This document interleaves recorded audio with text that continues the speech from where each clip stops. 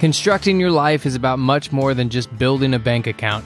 Each week, join real estate entrepreneur and mindset coach Austin Linney as he interviews guests who are constructing their dream lives and impacting the world around them on a daily basis. If you're an entrepreneur or wanting to start a business, or you just want to hear motivating stories of how others have overcome the odds, you are in the right place. And now for your host, Austin Linney.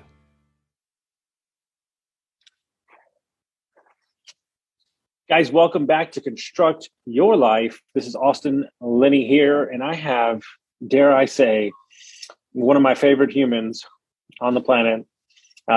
She is powerful. She's amazing. She's sweet. She is skilled at what she does, and she's joining us from Mexico. Lizaan, how are you doing today? I'm so good because I'm also hanging with one of my favorite men in town right now, but yeah, I'm very good. Thank you for having me. So great. You got it.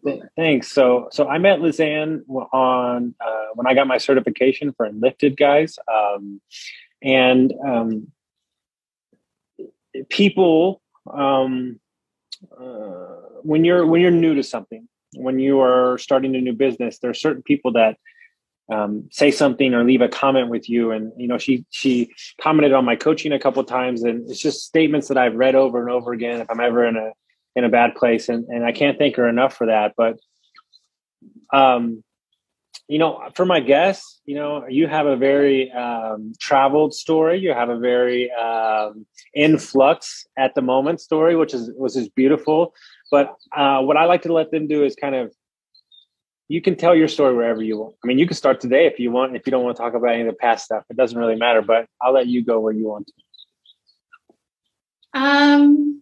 Well, firstly, just like thanks for having me, and I mean that from the bottom of my heart, because I think when we do this self work and self-development work, we always feel that sometimes we're doing it from a place of that we need to do more, and that, you know, we're still going somewhere and we're still having to fix that, or we need to like refine that, or, you know, this needs a little bit more and that needs a little bit less of it. And I'm happy to just tell you that, yeah, I'm a 10-year decade tennis player from the age of 10 to 20. And I met failure very quickly on in my life when I fucked up my scholarship. I hope you don't mind me saying swearing.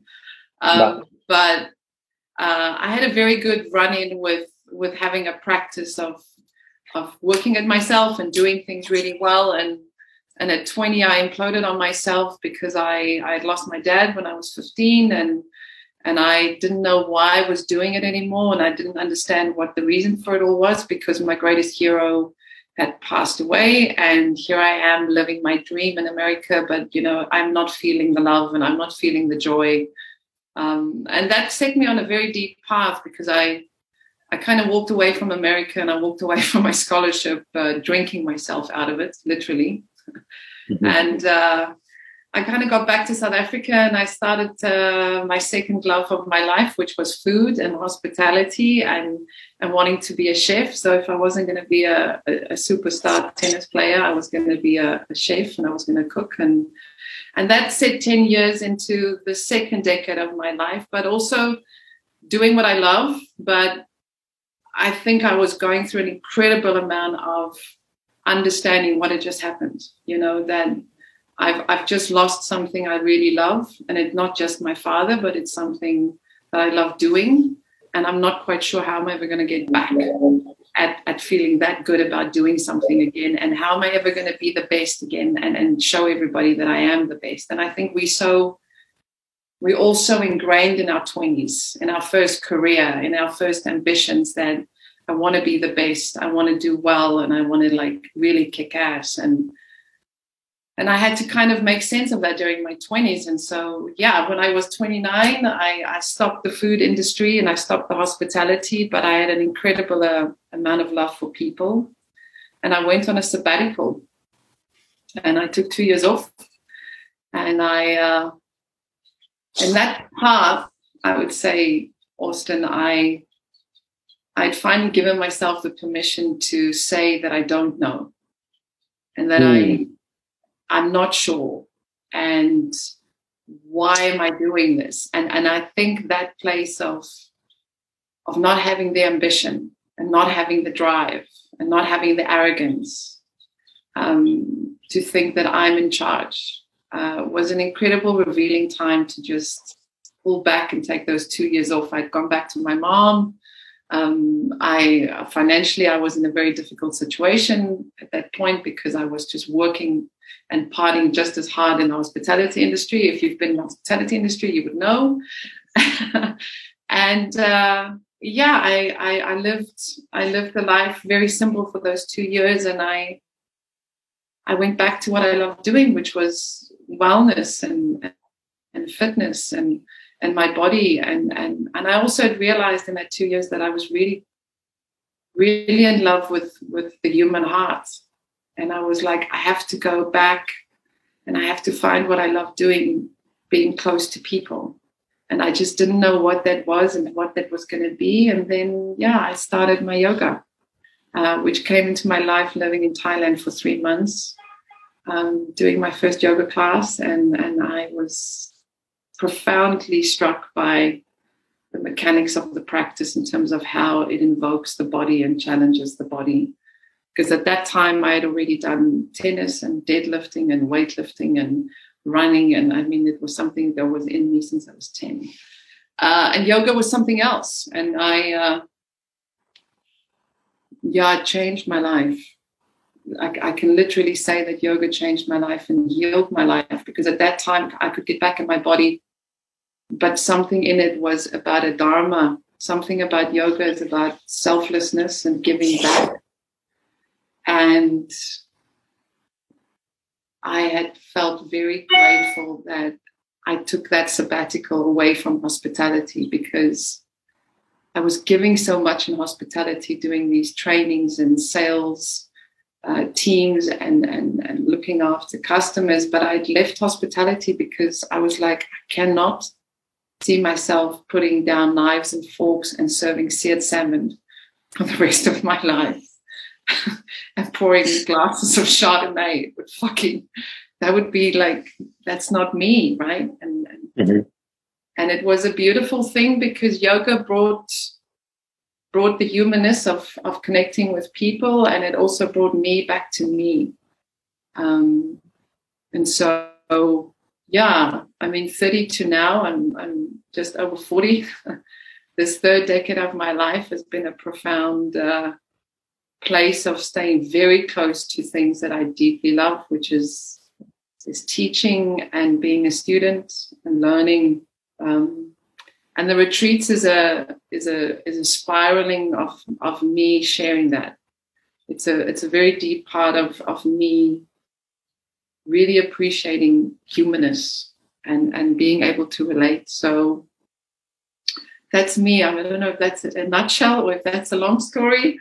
But when you and I met on Enlifted, Enlifted for me was such a beautiful thing, because yoga is a very embodiment of the body. So you, as a teacher, you teach the classes and people go and they leave, and they go back to where they come from, and you never really can have a good conversation about why people are coming to the mat and what's the story really on the mat. You can see the story in the body, but you can't have a very deep, intimate conversation. And that's why the retreats were also amazing for me, because I met my students, and I am meeting my students right now, and I'm having very deep conversations with them on retreats. And you and I on that cert, when we did Enlifted together, and when I was with you, with the other guys, it holds true to that conversation, because the coaching side of it, the conversation side of it, the story work of why we share what we share in those stories and trying to refine ourselves is the part that I really loved about bringing Enlifted into my yoga and making the retreats about people's stories, because it is about our stories, So, love Enlifted, love yoga, and the two have been like two jewels in my life, because I can go back to the things I love, which is being in my body and practicing and sharing good things with good people. and having good stories to tell, because we all have a good story to tell. Yeah. So there's a part in that story,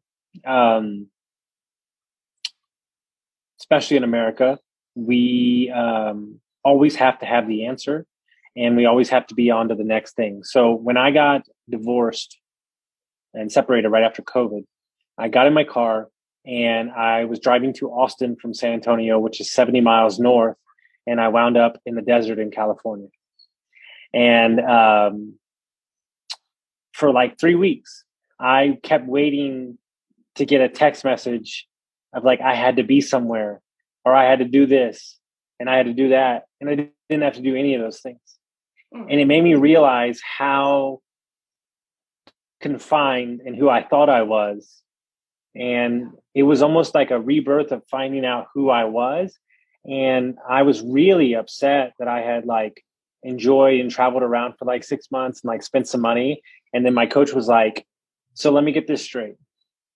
A guy that's worked 80 to 100 hours his whole life since he was 17 years old for 20 plus years took 6 months out of his life to be himself. How dare you? And then I kind of like calmed down. And I think that the bigger issue is, on a scale to relate it to anybody that's listening, is when was the last time that you were truly yourself? And I would venture to guess that most people don't even know that answer. No. And the part of that is really ringing realness and true right now for me, and that is that the permission we give ourselves to have space for ourselves.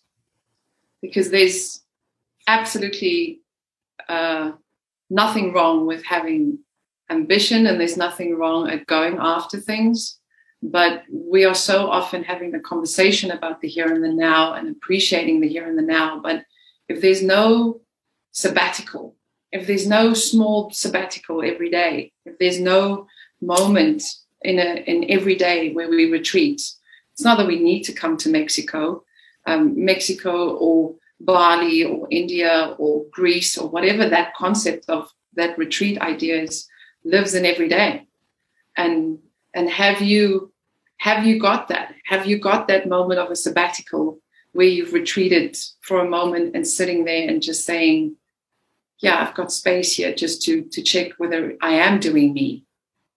Is it all of me doing me, or is there some person that's paying the price because a half of the other person of me is at something, thinking that they need to become something and that they're always needing to go somewhere. And that, for me, especially with COVID as well, because it took this thing about teaching and coaching and us being there for our families and for our communities more than ever now, on a deeper level, saying, well, this is only going to be something that we're going to have to tie up on a far deeper level, making sure that we are going in the right direction and that we are taking care of our communities. But what's happening with numero uno? What's going on with me? Like, how am I doing? Like, am I really taking care of me? Am I in retreat today, just being honest with myself and saying, is there somebody paying a price, or is it all of me that's like going at it? And perhaps maybe here is where COVID and the shift and the change is serving all of us. We have time to recheck whether it's really ringing true. We don't need a career anymore. We want to be so robust and so full of soul stamina that we can, on a daily basis, throw ourselves at ourselves to say to ourselves, am I being deeply authentic towards my gig? Am I hustling my gig on truest level? And if I'm not, how much can I reach out to Austin, or how much can I go to my yoga teacher, or how much can I go home and speak to my dad and have a conversation with him to say, I'm thinking this. And it's not for anybody or it's not for any of us to judge each other, but it's for us to become drones for each other and just give perspective on things, right? It's just for us to say, well, look at it from this side, and then keep asking questions, because it's when we stop asking questions that we'll be in trouble. Well, I think what's important is in, like, people look at me and like I'm busy for sure. 4 companies, 2 coaching clients, coaching clients, 2 podcasts. But here's what is the difference between my busy and your busy. There's nothing on my schedule that's not a hell yes. There's not one thing on my schedule that's not a hell yes. And because then I'm living in alignment with everything that I'm doing. And that has cost me bad partnerships. It's cost me loss of money. It's cost me frustration to get there. But you know what's really freaks people out? This is what I found in the last 2 weeks. This is really cool. It's almost my favorite new thing now. Hey, man, where are you from? I'm from the road. We don't have an address. People lose their minds. They're like, I don't get it. And I'm like, because you don't understand. My home is right here in my heart. And the fact that you need your thing to be your thing is part of the problem. There we go. I totally resonate with that. It's been 2 years where I'm not living in London anymore. My family's in South Africa. So I've been between Europe. I've been here, I've been in South Africa, and then everybody's like, can I send you a card? And all the time. I'm like, no, you can't. They're like, what do you mean? I'm like, well, I don't have an address and I don't have a home right now. And they're like, what? And I was like, yeah. And right now, that's still the answer. Is that, do you want to know what I think? Here's what I think. And it just came to me right now. Somebody that is 100% comfortable with who they are and in love with who they are completely does not need something to give them the safety and security of a home. I'm not saying that that's how everybody feels. I'm just saying that safety and security and that foundation, that's why I can roam and get into any and have these conversations, because I'm 100% who I am. So I met this lady, similar to you. I stayed at her house multiple times in Joshua Tree. And I was asking her about the way I feel in the desert. So the way I feel in the desert and the way I feel in the woods are 2 totally different things. I'm a different human. My soul is like kind of on fire in the desert, Arizona and stuff. And I said, why do you think that is? And she said, when you're a kid, you love rivers and you love forest because there's comfort in that. It's protecting you. It takes a real badass to be alive in the desert because there's nothing to protect you. Oh my gosh. This is I pulled a sniper rifle on myself in 2018. So I drive to Sedona and I go and do Cambo with Simon, which it's a legend of a man. And I have about 3-4 days and I get to my Airbnb and I'm meant to check into Sedona and I walk through the lady's Airbnb, but on the right side, I just see all this camping equipment. And I'm like, I said, what's with all the camping equipment? And she said, well, I hire out camping stuff for people that wants to stay in the desert. And I was like, can I take a tent? It was like, you do understand that it's August. It's like 140 out there on a midday. I was like, can I get a tent, please? Can I get a tent? And obviously, I'm the only fucking crazy person out in Arizona, in Sedona at that time of the year. But I ended up taking the tent and spending 6 days on my own with a little bit of water. And I would drive into Sedona to go and do the Cambo, but then I would come out and I would stay out there. And it was probably some of the most profound moments of my life. But I have the same feeling. When you say the desert, when I go home to South Africa, the desert is where I go. I love the sea. I love the forests. I love that. But the desert's my gig. And I think bringing it back to what you just said, home is a beautiful thing if you have it. And home has got such a deep space of safety and groundedness. And there's so much of that we need. But it's so important that we have the courage and that we give ourselves the permission to also uproot that and check what that is right now, and hit the road, and say that perhaps maybe home doesn't have to be a physical address, but maybe home can be many places and many things, and that also doesn't have to be the final answer, but that in this time that we're living, that there's so much change, why not taste the ground and just see how you feel about what can be trusting and what can be grounding and what can be joyous in terms of sharing yourself. Because we spoke earlier, I've had some of the most profound, deepest connections in Mexico the last 2 months with people that I now call my family. Mm-hmm. Yeah, they're not my blood, but, I could get on a plane at 3:00 in the morning and fly back to Mexico and knock on 5 doors. And I would be just like any other human that has been here for many, many years as a family member, because of the fact that, home is many things. Home is in the places that you allow yourself to go deep inside yourself. And if you've done the work, then uprooting is not a fearful thing. And hitting the road is not a fearful thing. It's an adventure. It's a deep adventure. And the cycle closes, and then we find ourselves in a fixed thing with walls again for a period of time. But we want to try and have ourselves be fluid about the fact that we're not meant to be so squared up and locked in and ingrained in only one career and one way and one house and one country. It's like, man, there's a reason why we are all part of each other, and we can. If your life is based in absolutes, then you remove all wonder and curiosity from your life. Yeah, and we those cords.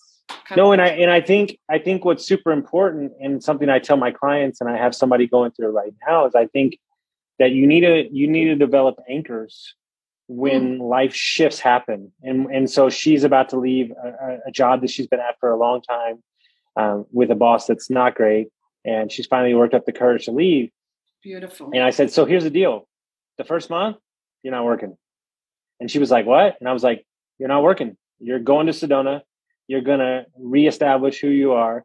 And she's like, I don't know that I can. I said, listen, if you go right back into work after all this, I was like, what's the point? You have to recenter who you are. And I think, I don't think enough people do that. Right. And so we just had a big life shift as well. And every time we have a big life shift, we go to Sedona and we sit here for a couple of days and we regroup, we recharge, and then we're ready to go out there again. And I think that is something that what's that? That's a home.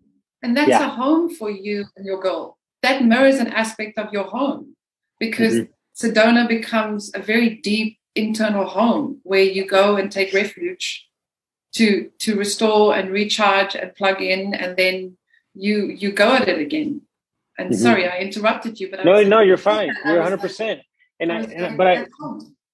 But what's interesting, right, is I think on a deeper level, what did Naval say? He said that, like, really meditation is nothing more than the art of doing nothing, right? But I always laugh about all that stuff because the leader of my mastermind that I'm a part of, he said, tell me why all the best ideas come when you're on the shitter or in the shower. And he goes, you know why? Because it's the only time in your entire fucking day where you don't have distractions coming at you 24/7. And it's enclosed space. You can think. And he's like, and think about that. Like, seriously, think about that, because I think that we're robbing the world of our gifts because we're not allowing enough creative space in our minds and with our time. Yeah. And I mean, I'm just thinking the shitter and the shower. I mean, it's like the fact that you're also just vulnerable and that you're just naked, and just the fact that you just, like, in the deepest part of yourself, like being open to just, like, like clearing out and purifying and calling whatever you want to call it. But it has a very deep metaphor, because it's like there's an openness to be receptive to for things to come at you, because you're not so fucking busy trying to control everything or be in charge of everything, right? Anybody that is scared, that I know that are good people and good at what they do, anybody that's scared, even though they want to do mushrooms or a psychedelic experience, they say one thing and one thing alone: I can't give up control. And I tell them, that's the entire reason that you need to do it's like, and I mean, I'm now definitely going to think about the shit in the shower a lot, because I'm like, because it has the same principle as doing plant medicine. It's like there's an aspect of surrendering, like you're in a very deep state of just letting things be what they are. You know, you can't have a shower with your shirt on. You can't control. You got to like bear it. And plant medicine for me, when I did my healing through mushrooms, was exactly that. I had realized that somewhere in me, I was bypassing a vulnerability and an openness that I had learned to be so deeply in control of, in order to protect myself from not getting hurt, or not feeling that again, or not wanting to experience that again. Call it what you want, but the fear was big, and the control was the master of not allowing anything, you know. And so, yeah, I mean, if you're a controller, take a path down that lane. It's a beautiful journey, and I always the doctor that I did it with, he's a psychotherapist, and he's a shaman that has been working in the Amazon for 40 years. He's out in Switzerland, and he's half German, and basically he dressed as a bird. He was in a full Burning Man suit, dressed as a bird, with like golden bells on him the night that we did the mushrooms and the mushroom ceremony. And but tomorrow morning, when we do the talking circle and we're passing the stick, and we've got people's processes going through, and people are talking about the deepest wounds and deepest pains, I just remember him saying to me, he said to me, you're going to meet yourself in the most beautiful way, and you're going to meet yourself in the darkest way. And plant medicine helps and supports people that are on the path, that are especially into self-work, whether it's yoga or whether it's therapy. But the medicine is there to cut that energetic cord that we've blocked ourselves in. From not allowing ourselves to fully experience. And so therapy is to some degree good for the mind, and yoga to some degree is very good for the body, and the meditation. And then there is a reason why the plant medicine has been around for thousands of years as well, because it cuts the energy in the heart that's closed down so much, and it opens up the heart field again. So I resonate with that when you say, if you're the controller, take yourself down that path, because the medicine will really guide a very deep opening and healing for you. So, yeah. So to switch gears just a little bit, I think that I've noticed, especially in people in general, I would say that as a society, I think we're more open to things now than probably previous 10 years ago. I think that social norms are disappearing a little bit. And I bring that up to bring up this. I have trained for half Ironmans. I work out a lot. I've done endurance events. The hardest workout I've ever done, the most I've ever sweat, and the most sore I've ever been was Pilates. And it was Pilates in San Diego. And it was this hard Pilates. And even the teacher was like, I don't think you're going to be able to do it. And I was like, keep your mouth shut. I'll figure it out. And I was dying. Right. And I say that to say yoga. Right. And what I've noticed, because I just got a massage last night from one of the best I've ever had in Sedona. And he's like, no offense, but he's like, the masseuses that were doing this, he's like, I'm a real one. And I just messed you up. And like, he made me cry a couple times. But I'm noticing that for longevity of life and all that thing, I feel like people are, the woo-woo-ness of yoga is like kind of like going away. And it's more of like hey, this is just something really good for you, for your peace of mind. But also to just like stretch your body and stuff. Are you seeing more of an openness for people to jump into it than you've seen in the past? I think obviously social media over the last 5-6 years blew the lid off the yoga as a spiritual hoo-hoo kind of ha-ha thing in India, and only done by very few. And I mean, I think to some degree in California and places like New York, where yoga was pioneered in the West, it has been around for 30, 40 years. But the mainstream guy and yoga was not friends up until 3-4 years ago, for sure not. And I can certainly say that from teaching in London. It was a girls' club thing, and it's not a girls' club thing anymore. It's a human thing now. Everybody's doing it, and the stigma of it is completely gone, to such a point that it's actually pivoted for me completely to the opposite side of it being it's a physical exercise now, and it's like seen as which it is also.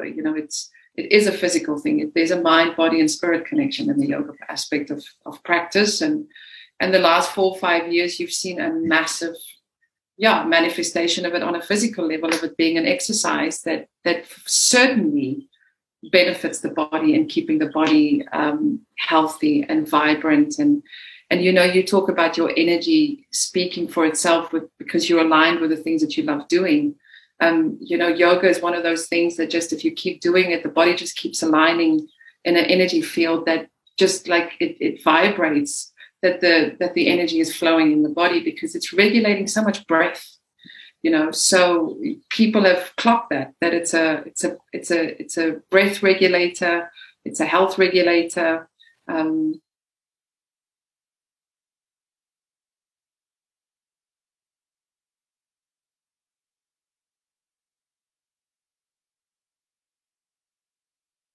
And then, there is this, after every yoga class is shared, it would be I don't know what this happens, but I feel really good. Everybody has that comment of, that was really good, but I don't know why or how, what. Yeah. And it's that real subtle body. It's that subtle energy in our brain, and it's that subtle energy in our heart that's just received so much oxytocin, and there's a deep embodiment of ourselves that we resonate with, and that's definitely opened up spirituality, and have made the spiritual path of self-inquiry very attractive. So that's something I can see more of. That, sure.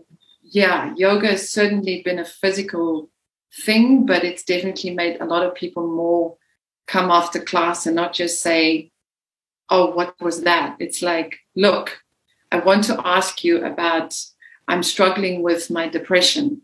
I am sitting into very difficult things right now, and I'm feeling like my heart and my solar plexus is like in a knot, and I don't know why. Okay. Well, now we're starting to go into the deeper parts of the mind and the body connection. And now we're starting to talk about the psychology of it, which that's all that yoga is. It's a shrink.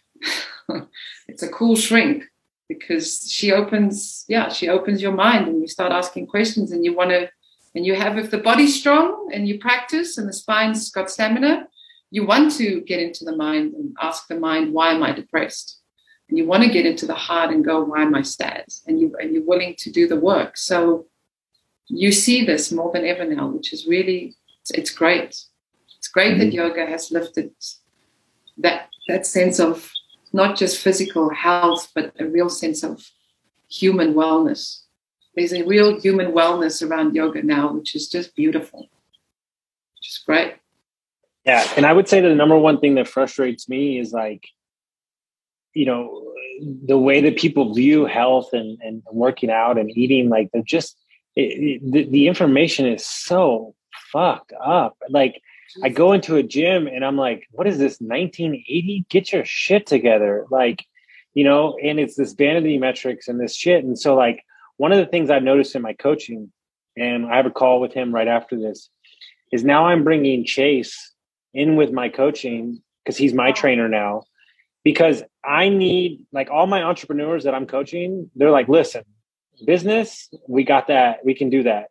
but I really need to dial in my health and make sure, like, I really see entrepreneurship now as like you're training. I train like an athlete, like a full-on athlete, because the better I am, the better I eat, the more I work out, the more I do these things, I can handle the emotional ups and downs of entrepreneurship. That's where the guys don't have it twisted. That's where you don't understand. And the ebbs and the flows of life.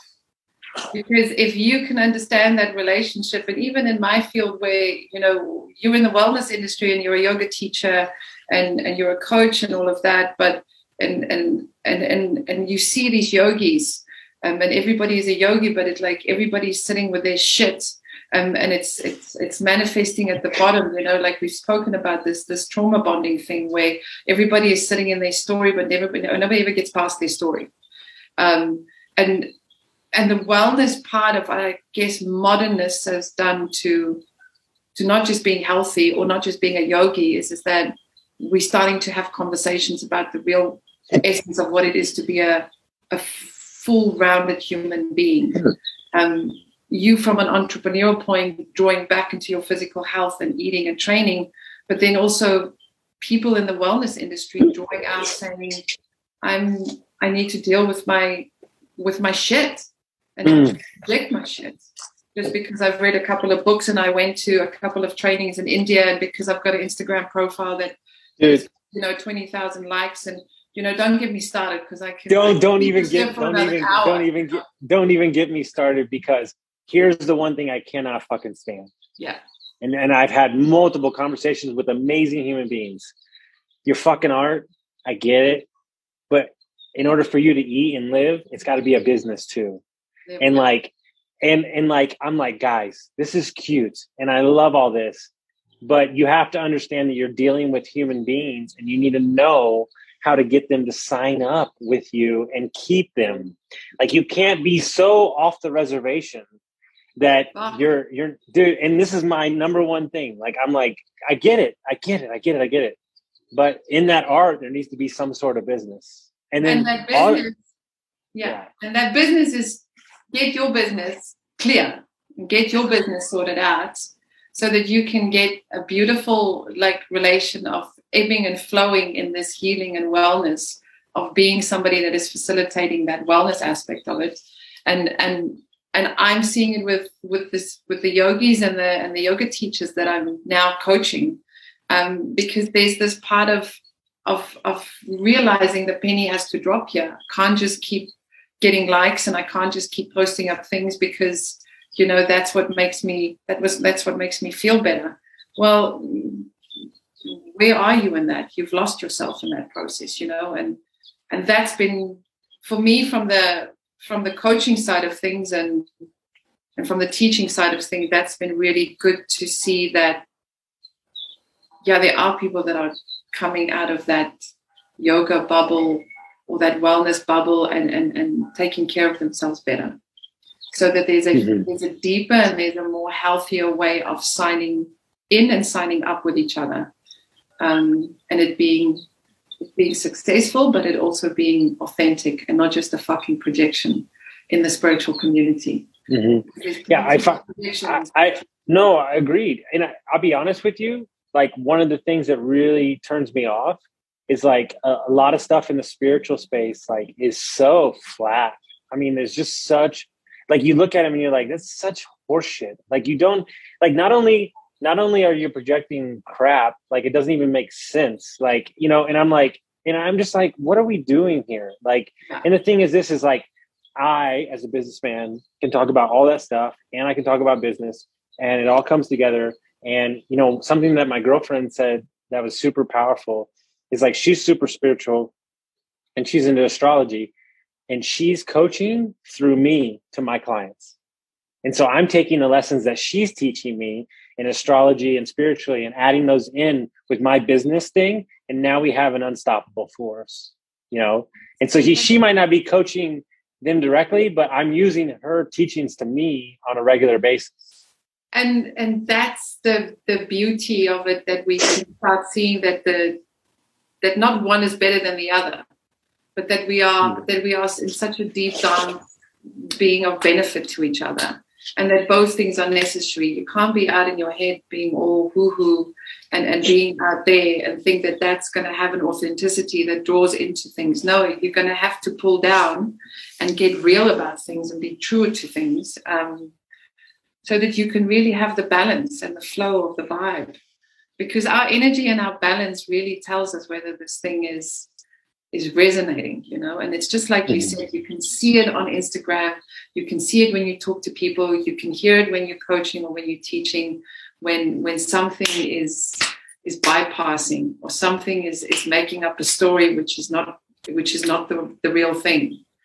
And I guess from my side, being in the yoga industry and being in the wellness industry on the shopping carts of Instagram, this phase that it's in will also die out, because we're in such deep times to be so authentic and powerful with each other that anything that is not true it's just gonna fall off. So it's going to run its course. It's going to run its course in a way, and my motivation is that I know that we just got to stay true to taking care of each other and take care of ourselves. And it's like you say, Chase is on board, your girl's on board, and there's more of that in me and my retreats, where I've also seen the last 18 months where I'm collaborating, and it's not about me and what I know and look at me and what I do. It's about, this is my part, but there are like so many parts here that I would just like for everybody to be sharing with each other and draw from each other and learn from each other, because more than ever I feel that we have a duty and a responsibility to empower each other and hold space for each other. Yeah. So I think we can bring you in on our plan. This is perfect, because we just got off a mastermind call with a bunch of enlifted coaches and some other guys I know. Nice. So our goal, my goal, and their goal is to buy 40 to 100 acres in different places around the world, and everybody have their own cabin on the property. We grow our own food, and then we host retreats and masterminds. So you're our Mexico contact. I'm in. Yay! I'm trying. Dude, I'm telling you right now, like that community, that collective. I just got off. So long story short, we just created our own mastermind because all the guys were asking me who to join, and I was like, I'm just going to create my own. So we got like 7 high-level coaches that are all in different sectors that need different things. They want to learn real estate, or they need health, and like I'm looking at that group and going, dude, there's not a thing that this group can't accomplish between this network. And I think that, one of my favorite quotes in the entire world is like, if you want to avoid competition, then just be authentically you, because nobody can be you. That's very beautiful, because there's this sharing and there's this empowerment rather than overpowering, right? Mm-hmm. Because that ambition, control, force, right? The thing, all that stuff, just like it overpower. Whereas it sounds amazing because it's an empowerment. It's an empowerment of everybody's deepest strengths and giving each other room to live at the best potential and doing good, which is like what we 100%. Want to do, right? We want to be the good, and we want to do the good, and we want to like infiltrate that good everywhere. So I love it. So if people want to find out about your yoga stuff, they want to follow you, how would they do that? You can find me on, I guess, Instagram is probably the most popular thing at the moment, just to connect with each other. I'm on there as Dakini Yogi. Do I have to spell that? No, you're fine. Good. It'll be in the show notes. Yeah, okay, great. And then, I have a website where the retreats are literally being launched over the next 2 weeks. And they are beautiful weeks of immersions that I'm doing with 2 other companies that I teach for, but I run my own very like sacred immersions. This year, one in Mexico, one in Ibiza. I'm heading out to Goa. So if your bones are feeling like you wanna get out and you want to come and spend a wonderful time with me, it's on my website. It's Power Yoga Retreats, yeah, classes online, but it's all there. So once you hit the website, you'll see where you can find me, and you can always just come and hit me up on Instagram, and I'll be happy to have a conversation with you. So yeah, but wonderful. Thank you so much for having me. This has just been the best hour to see you, and I love what you're looking like. You look like you're in the bush, which you are, which is just so vivid. Like you. No, it's all good. It's like you look like a South African, because this is how I grew up with my. Oh, I didn't get to tell my story. I didn't get to tell my story. Okay, now I'm going to tell my South African story, and then we'll get out of here. So I had sold wine for 20 years, and I worked at this place that was super wine centric. Like, it was a wine bar in Austin. It's kind of where I learned everything, right? And so winemakers used to come in all the time. We got the Napa guys that come in, and they're wearing their suits, and and we had Broadenhorst winemaker come in from South Africa, and he was crazy as fuck. And he was awesome as shit. He's fucking amazing, that man. He was telling the stories, and there's a lot of nerds in this group, like a lot of people that are like super detailed. And so he was like describing his perfect day, and he's like, "So I'm out in the bush in the winery," and he's like, "Then I'll get off, done working." And he's like, "Then I slam a bottle of rosé, the entire bottle," and he's like, "Then you just feel better again." And then they didn't have the percentages to like the types of wine that was in the bottle. Yeah. And two of the guys were like, "Well, I don't know. This is so hard to sell because you don't have the percentages." And he's like, "Hey, you fucking American." He's like, "They're 500-year-old fucking vineyards. Nobody knows what's in there. Drink the wine and be merry." And I was like, yes. I was like, that's my dude. I was like, finally somebody gets it. And that's my first interaction with anybody from South Africa. That's such a good. Well, I don't think that anything explains it better than meeting South Africa. And let me tell you, the wines in South Africa are unbelievable. Unbelievable. And I'm not just saying that. I was in the restaurant industry as well for 10 years, and I'm so proud of the quality of the vineyards and the farmers. And I mean, the wine, I don't know what they are like up north in California and in Australia, but yeah, the South African winemaker is a legendary man to me. So yeah, you just I love it. Well, guys, if you like this, if you like this episode, send it out to your friends, share it with somebody who gets some value, and we'll see you next time. Thank you, Austin. You're welcome. Big love.